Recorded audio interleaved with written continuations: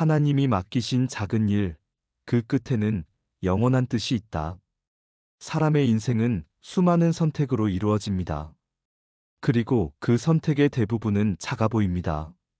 하지만 작은 일 하나하나가 모여 결국 인생의 방향을 결정합니다. 하나님은 바로 그 작은 일 속에서 우리를 시험하시고 우리의 마음을 보십니다. 남이 보지 않는 자리에서 얼마나 정직한가? 누가 칭찬하지 않아도 얼마나 감사한가? 결과가 보이지 않아도 얼마나 인내할 수 있는가? 이것이 바로 하나님이 사람을 보시는 방식입니다.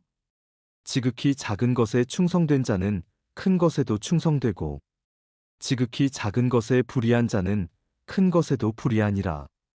누가복음 16장 10절. 오늘 우리는 작은 일에 담긴 거대한 의미를, 그리고 하나님의 역사가 어떻게 한 사람의 작은 순종에서 시작되는지를 함께 나누고자 합니다. 첫째, 하나님은 작은 일을 통해 사람을 세우신다. 모든 하나님의 일은 작은 일에서 시작되었습니다.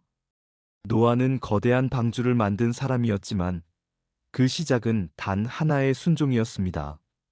하나님의 말씀 앞에 내라고 답한 그 한마디. 다윗은 이스라엘의 왕이 되기 전 목동으로서 양 한 마리를 지키기 위해 목숨을 걸었습니다. 그 작은 책임감이 훗날 이스라엘을 지킬 왕의 마음이 되었습니다. 예수님조차도 세상의 구세주로 오셨지만 그분의 첫 사역은 화려하지 않았습니다.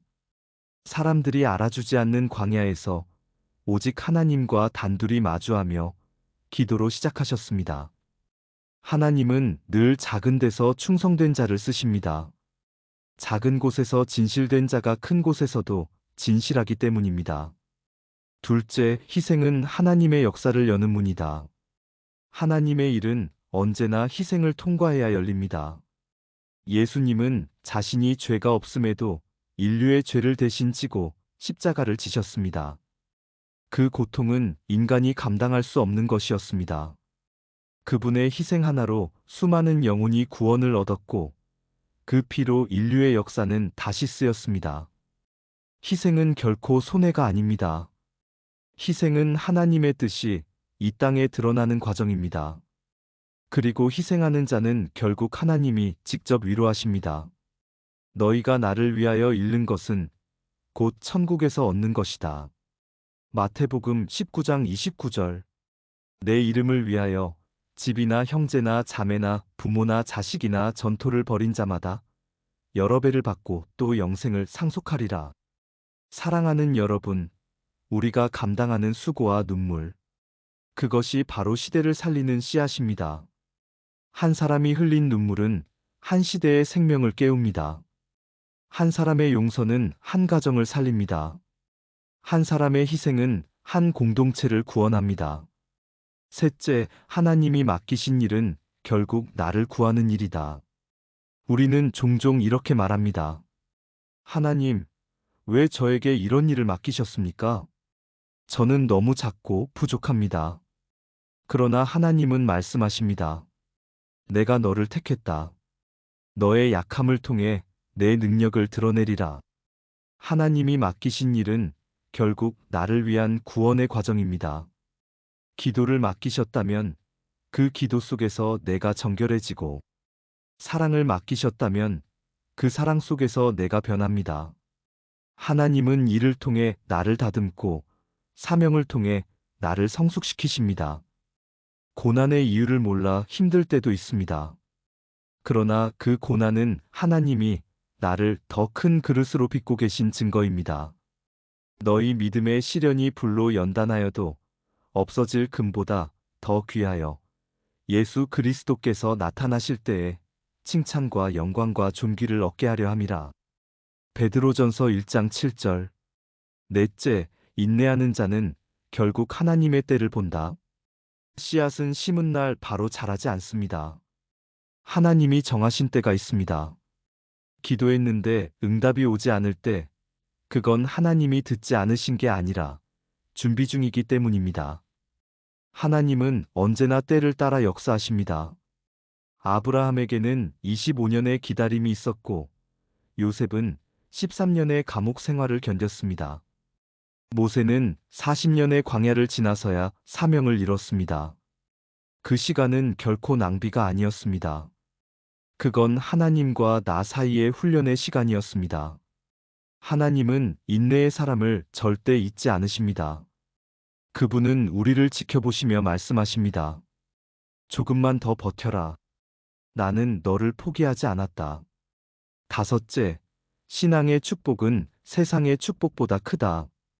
사람들은 돈과 명예, 물질과 성공을 추구합니다. 그러나 진정한 복은 신앙의 복에 있습니다. 신앙이 흔들리지 않으면 마음이 흔들리지 않습니다. 마음이 흔들리지 않으면 삶이 흔들리지 않습니다. 신앙의 복을 가진 사람은 환경이 변해도 평안을 잃지 않습니다. 사람이 떠나도 소망을 놓지 않습니다. 왜냐하면 그들의 중심에는 하나님이 계시기 때문입니다.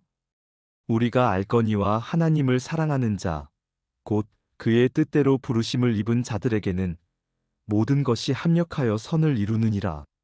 로마서 8장 28절.